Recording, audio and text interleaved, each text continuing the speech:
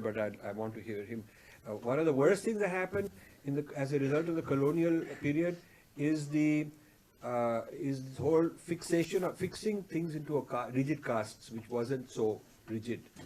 And this is done. It's explained here how Lord Risley, he was a racist, very well-known racist. In Europe, after Darwin comes up with the theory of evolution, some people take Darwin's idea and start talking about human races being less evolved and more evolved. Even though Darwin did not want to apply it that way, he was talking about plants and animals and how they evolve and all that. But some people started saying that the Africans are less evolved, Europeans are more evolved, and so on.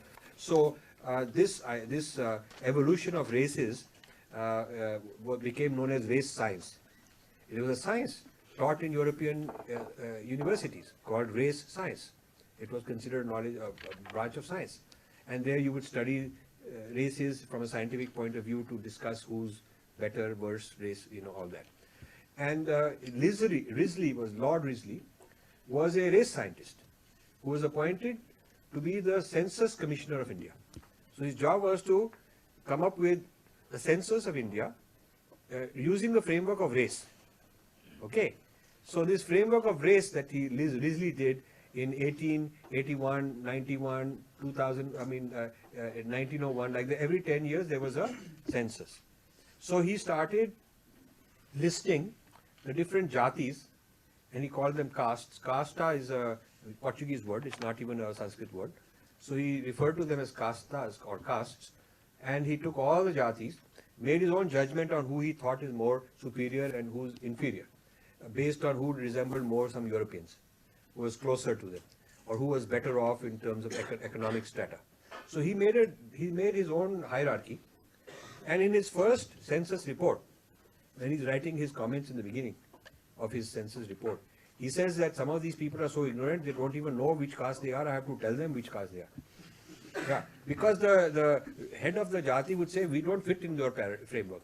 We can't tell you how many people are here, there. We can't even relate to this.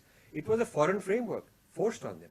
But gradually, people started complying with this colonial lens of caste framework, because this is how you could get facilities from the government. You had to be included in the government naksha, in their map. You had to be included somewhere. You had to fit somewhere, and then you could get the facilities from government, whatever the government facilities were, because the British were running the government. So if you wanted any facilities, you can't be an outsider to it. If you were an outsider, those people were called tribes. So even tribe is a kind of a very prejudiced term. We should not use some jatis. We should not call them tribes. Tribes is also a colonial term for people that they were not able to quote civilize. Those they could bring into their framework and put them in a hierarchy of your upper caste, lower caste, this one, that one, that one. Those are called castes, and then the others are called tribes. And they also had this Criminal Tribes Act, because some of the tribes would fight by what today would be called terrorists. They would fight for their homeland. They did not want British cutting the forest and building railways and so on. They felt that the British are disrupting their economy, their ecosystem. And so these tribes, so-called tribes, these communities living in forest areas would, sabotage some convoy and all that. And they were considered very terrible people. And so they were called criminal tribes. So the Criminal Tribes Act said that any member of one of these tribes is a criminal by birth. So means a newborn baby, from the moment he's born, he's already a criminal. So they were subject to Holocaust. We don't genocide. We don't talk about these things. Thugs.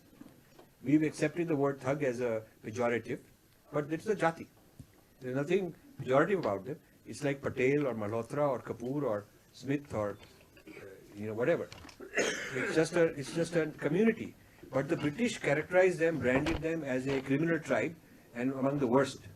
And so after enough usage, the word thug became we also accept it as, if somebody's a thug, it means that he's a criminal kind of person. But it was just the name of a community. So this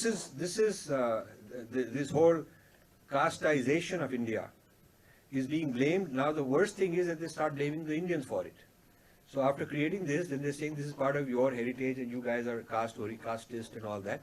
But actually this has been imposed on us. So what would I do? I would remove all privileges based on collective identity, like caste, and I would give privileges based on individual need and individual merit. So if a person is poor, he's poor. He needs help.